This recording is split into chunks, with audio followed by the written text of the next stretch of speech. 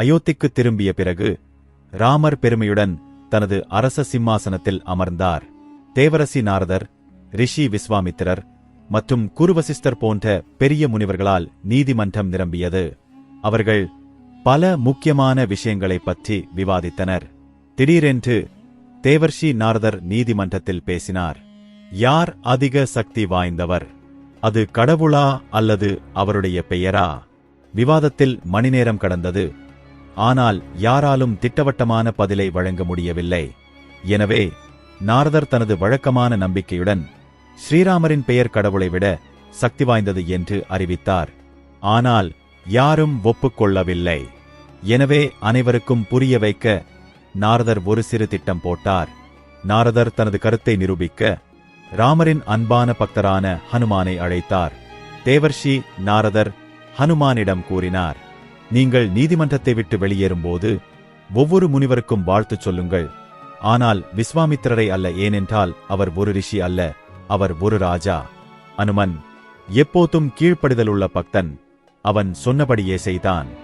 ஆனால் அவரது வார்த்தைகள் விஸ்வாமித்திரரை ஆழமாக அவமதித்தது. அனுமன் தயங்காமல் பதிலளித்தான், நீங்கள் ஒரு ராஜா, ஆனால் இங்குள்ள மற்றவர்களைப் போன்ற மரியாதைக்கு தகுதியானவர் அல்ல. அவர் அவமரியாதை என்று உணர்ந்ததைக் கண்டு கோபமடைந்த விஸ்வாமித்திரர் நேராக ராமரிடம் சென்றார்.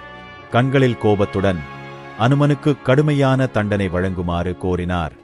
எல்லா முனிவர்கள் முன்னிலையிலும் அனுமன் என்னை அவமதித்து விட்டான். நாளை சூரியன் மறையும் முன் அவர் கொல்லப்படுவதற்கு தகுதியானவர்.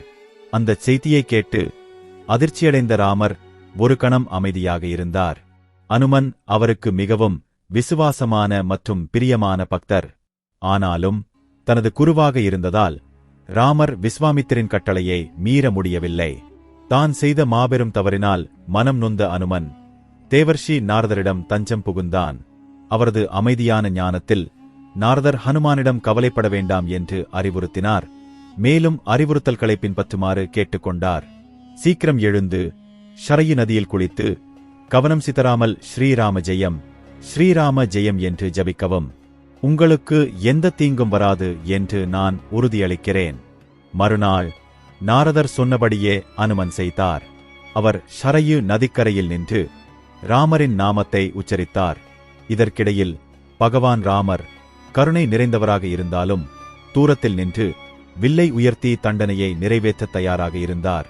கனத்த இதயத்துடன் ராமர் தனது முதல் அம்பை எய்தினார். ஆனால் எல்லோருக்கும் ஆச்சரியமாக அம்பு அனுமனை தொடவில்லை. ராமர் பலமுறை முயற்சித்தும் தோல்வியடைந்தார். அனுமன் தன் இறைவனின் மீது கொண்ட அன்பிலும் பக்தியிலும் தோற்று அசையாமல் நின்றான். கடைசி முயற்சியாக பகவான் ராமர் தனது சக்தி வாய்ந்த ஆயுதமான பிரம்மாஸ்திரத்தை அனுமனை குறிவைத்தார். ஆனால் அனுமன் தன் மந்திரத்தில் மூழ்கி அசையாமல் இருந்தார். பிரம்மாஸ்திரம் கூட அனுமனை ஒன்றும் செய்யவில்லை. நிலைமை மோசமடைந்ததைக் கண்டு தேவர்ஷி நாரதர் விஸ்வாமித்திரர் முன் தோன்றி போரை நிறுத்தும்படி வற்புறுத்தினார். ராமர் என்ற பெயரின் ஒப்பற்ற ஆற்றலை வெளிப்படுத்தும் சிறு நாடகம் இது. நாரதரின் வார்த்தைகளால் நெகிழ்ந்த விஸ்வாமித்திரர் இறுதியாக புரிந்து கொண்டார். ராமரின் பெயரின் சக்தி ராமரையும் மிஞ்சியது. விஸ்வாமித்திரர் ராமரை நிறுத்த உத்தரவிட்டார். அனுமன் நன்றியுணர்வுடன் தன் இறைவனுக்கு சாஷ்டாங்கமாக விழுந்து விஸ்வாமித்திரிடம் மன்னிப்பு கேட்டான். விஸ்வாமித்திரர் எப்போதும் தாராளமாக அனுமனை மன்னித்து அவரை ஆசீர்வதித்தார். ராமர் மீதான அவரது பக்தி அனைத்து தலைமுறையினருக்கும் மிக உயர்ந்த முன்மாதிரியாக இருக்கும் என்று கூறினார். இதனால் ஸ்ரீராம ஜெயம் என்ற மாபெரும் சக்தி நிறுவப்பட்டது. ராமரை விட ராமரின் நாமம் மிகவும் சக்தி வாய்ந்தது என்பதை எப்போதும் நிரூபிக்கிறது.